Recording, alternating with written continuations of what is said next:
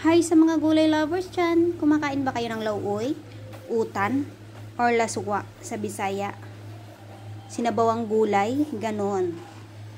Ito ang aking mga ingredients: gulay, okra, malunggay, kalabasa.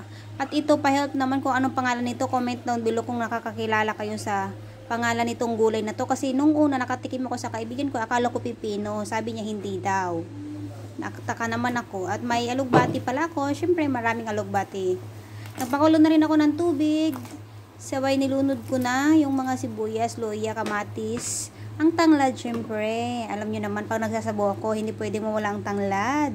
Pampasarap kasi yan, lalo na pag nahigop mo na, naku, lasang-lasa mo yung tanglad. At ang aking panahog, na nag-ihaw kami ng isda nung nakaraang araw, ito na siya. Mas masarap kasi lalo na pag sabaw na isda or sabaw na gulay, isasawag mo yung isda na inihaw. Nako, mapaparami na naman ang kain, makakalimutan na naman ang diet. Okay lang, masustansya naman. Maraming gulay, mas masustansya. At nung kumulo na nga yung tubig, sabaw, ay nilagay ko na yung isdang hinimay-himay ko, okra at kalabasa. Tatakpan ko muna at hintayin kumulo lang siya konti. At saka ko naman sinunod yung, hindi ko nga alam kung anong gulay talaga yan. Comment down below naman, patulong naman. At talong, nilagay ko na rin. Tinimplahan ko na rin ang asin at Ajinomoto. Nagtataka talaga ako sa iba, bakit hindi nila pinapakita, tinitimplahan nila yung Ajinomoto. Ano ba? Yung bulol ng dila ko. Puro asin lang at paminta pinapakita nila. Ewan ko sa kanila. Bakit kaya? Pwede naman, di ba?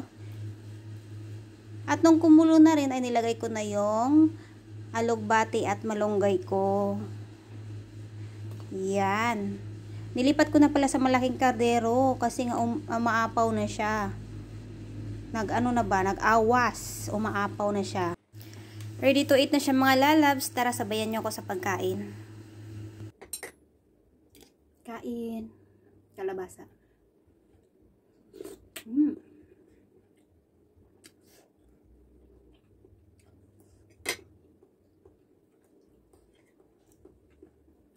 Mainit-init pa. Hindi na ako magsasalita.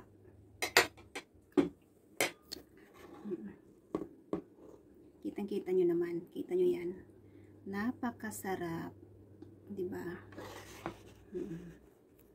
Iyon.